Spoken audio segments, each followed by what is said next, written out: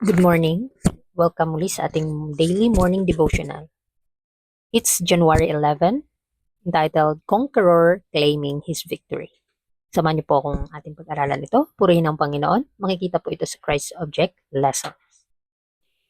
Sabi sa Isaiah 40 verse 29, He gives power to the weak, and to those who have no might, He increases strength.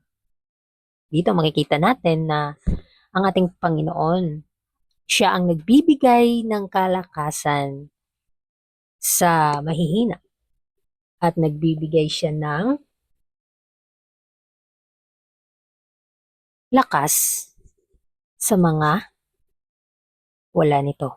Kaya kung tayo hihingi, tayo ay bibigyan.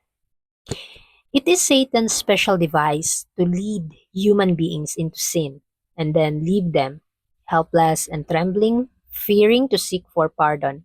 But why should we fear when God has said, "Let him take hold of my strength, that he may make peace with me, and he shall make peace with me." Every provision has been made for our infirmities. Every encouragement offer us to come to Christ. So, dito makikita natin na napakadaming paraan ang ating kaaway na akayin ang mga tao para magkasala. At kapag nagawa na niya ito, iiwan niya ang tao na walang lakas at puno ng takot. Yun nga ang nararamdaman natin kapag may mga bagay tayong nagagawa at pinagsisisihan natin. Kaya nga pinaparamdam ng kaaway na ang tao ay wala ng pag-asa at hindi na karapat-dapat na humingi ng kapatawaran sa ating Panginoon. Dahil dito, natatakot tayong mga tao na lumapit sa Diyos. Yun yung gusto ng kaaway na itatak sa utak natin. Pero anong sabi sa banal na kasulatan? Ngunit wala tayong dahilan upang matakot. Yun ang sabi, sapagkat ang Diyos mismo ang nagsasabi, humawak siya sa aking lakas upang siya ay makipagpayapaan sa akin at siya ay makikipagpayapaan sa akin. Kaya ipinapakita sa ating pag-aaral sa umagang ito na ang Diyos ang unang nag-anyaya sa atin ng kapayapaan. Hindi niya itinataboy ang mga makasalanan. Sa halip, hinihikayat niya tayong kumapit sa kanyang lakas at huwag nating tingnan ang ating mga kahinaan. Christ offered up his broken body to purchase back God's heritage, to give human beings another trial. Wherefore, he is able as also to save them to the uttermost that come unto God by him, seeing he ever liveth to make intercession for them. By his spotless life, his obedience, his death on the cross of Calvary, Christ intercede for the lost race. Napakaganda mga kapatid ang inoffer sa atin ng ating Panginoon. Na makipagtulungan tayo sa Kanya kasi nga inialay ni Kristo yung Kanyang buhay para sa atin, para tayo ay maligtas. Ginawa niya ito upang bigyan ang tao ng panibagong pagkakataon na maligtas. Kaya nga ang sakripisyong ito ay patunay na walang kapantay ang pag-ibig ng Diyos sa atin. Kaya nga sinasabi sa kasulatan, kaya naman siya ay may kakayahang magligtas ng lubos sa mga lumalapit sa Diyos.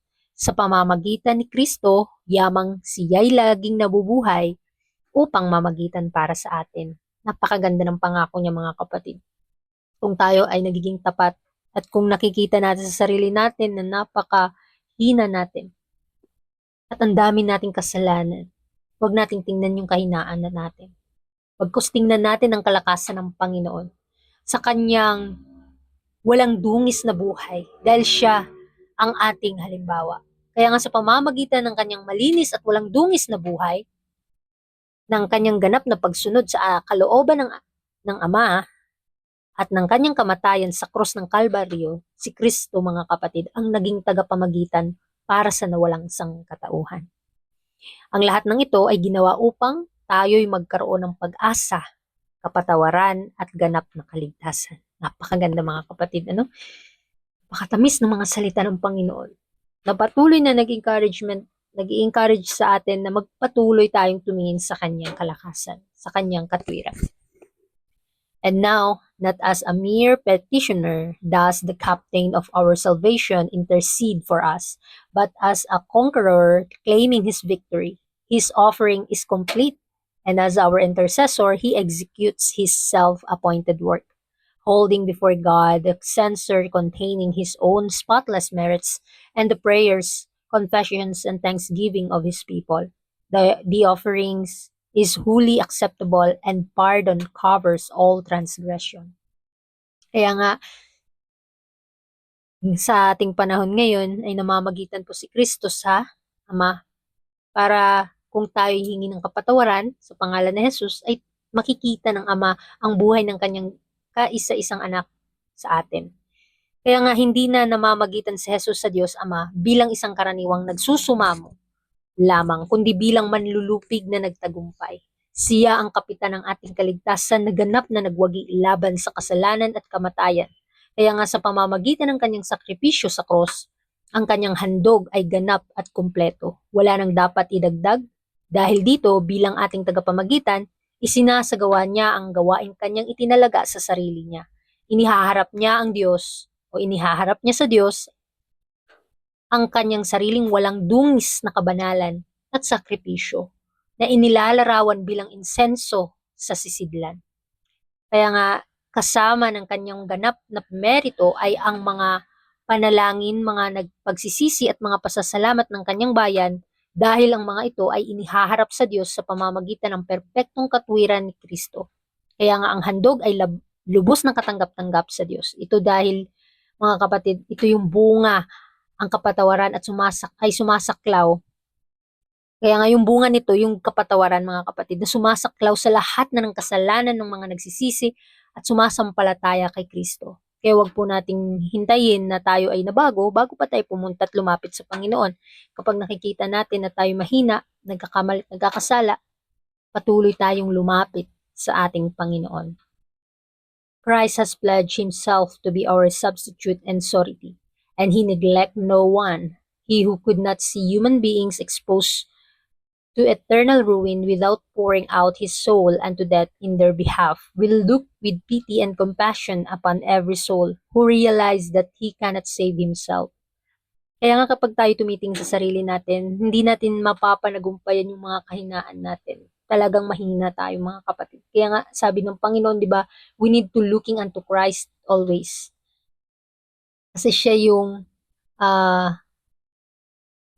ganap at tapat na nangako sa atin.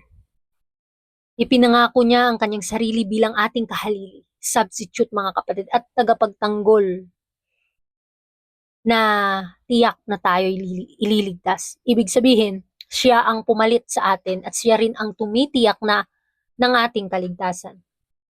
Kaya hindi tayo susuko. Kailangan tayong makapanagumpay dahil kay Kristo, dahil nakapanagumpay siya. Titingin lang tayo sa Kanya. Sa magitan ng pananampalataya, tayo ay makakapanagumpay. Kasi hindi niya pinabayaan ni sino man. Kaya nga si Kristo na hindi natiis na makita ang tao na haharap sa walang hanggang kapahamakan, kaya niya ibinuhos ang kanyang buong buhay at kaluluwa hanggang kamatayan para sa atin. At siya ring yung Kristo na may lubos na awa at habag sa bawat kaluluwang kumikilala na hindi niya kayang iligtas ang kanyang sarili. Kaya nga ipinapakita ng pahayag na ito na ang kaligtasan ay hindi bunga ng sariling lakas o kabutihan natin. Sa halip ito yung para sa mga mapagpakumbabang umaamin ng kanilang kasalanan, na lubos na umaasa sa Panginoon. Kapag nakita natin na tayo mahina, si Kristo lamang ang ating kalakasan at siya ang magbibigay pa ng double-double na kalakasan, kapangyarihan para makapanagumpay. He will look upon me trembling suppliant without raising him up. He who through his own atonement provided for man an infinite fund of moral power will not fail to employ this power in our behalf. We may take our sins and sorrows to his feet, for he loves us. His every look and word invites our confidence. He will shape and mold our characters according to his own will. Ito yung layunin ng Panginoon sa atin, na i-mold niya yung character niya sa atin. Kaya nga ipinapahayag ng talatang ito na ang malalim at malasakit at aktibong pag-ibig ni Kristo sa bawat lumalapit sa Kanya. Kaya nga wala isang nanginginig na nagsusumamo, walang sinumang lumalapit kay Kristo ng may takot, kahinaan o pag-aalinlangan. na kanyang pababayaan. Sa halip, itinataas at pinalalakas niya ang bawat isa. Si Kristo na sa pamamagitan ng kanyang sariling pagtubos ay naglaan para sa sangkatauhan ng walang hanggang bukal ng kapangyarihang moral at tiyak na gagamitin ang kapangyarihang ito para sa ating ikabubuti. Dahil dito, maaari nating ilapag sa kanyang paanan ang ating mga kasalanan at mga pasanin, ang ating mga kalungkutan, pagkabigo at kahinaan. Kagaya sa buhay natin mga kapatid, sa ating personal na buhay, may mga kahinaan tayo. May mga bagay tayong pinagsisisihan. Kasi nga tunay niya tayong minamahal. Kaya tayo ay lumapit sa Kanya. Dahil ang bawat tingin at bawat salita niya ay nag-aanyaya sa atin na magtiwala ng lubos sa Kanya. Higit pa rito, hindi lamang niya tayo pinapatawad, binabago niya ang ating pagkatao. Hinuhubog at inaanyo niya ang ating mga karakter ayon sa Kanyang kalooban. Ito po yung layunin ng Diyos upang tayo'y maging kawangis niya sa kabanalan at pag-ibig. Itinuturo sa atin ni Kristo na siya ay hindi lamang tagapagligtas, kundi tagapagbago ng buhay natin. Isang mapagmahal na Panginoon na nagbubuhat sa mahina, nagpapalakas sa nanghihina, at humuhubog sa mga pusong lubos na nagtitiwala sa Kanya. Kaya, pagkapitan po natin yung Kanyang pangako. Sa ating second to the last, in the whole satanic force, there is not power to overcome one soul who in simple trust cast himself on Christ. He giveth power to the faint, and to them that have no might, He increaseth strength. So, sa buong puwersa po ng kaaway, ay sa lahat ng kanyang panlilinlang, tukso at kapangyarihan, wala ni isa mang lakas na makapagtatagumpay laban sa isang kaluluwa na may payak at taos-pusong nagtitiwala kay Kristo. Nawa hindi makita ang ating mga sarili sa buhay natin, kundi si Kristo lamang, mga kapatid. Our further reflection for today's devotional: how can I access Christ's infinite fund of moral power? Paano natin matatanggap ang katwiran ni Kristo sa buhay natin at paano tayo susunod sa Kanya? Mga kapatid, sa ating mensahe sa umagang ito, nawa magbigay sa atin ng paalala na kahit tayo'y mahina, nagkakamali, nadadapa, tayo tutulungan ng Panginoon, isumbong natin sa Kanya ang bigat ng ating puso na marunong o ano yung ginagawa nating kamalasan sa buhay, mga kapatid. Isabihin natin sa Kanya. He is faithful and just to forgive us, mga kapatid. Kung anuman yung ating kahinaan, tayo ay babaguhin niya. Anuman yung ating kasalanan, tayo ay patatawarin niya. Kaya muli, maraming salamat sa pakikinig, and God bless.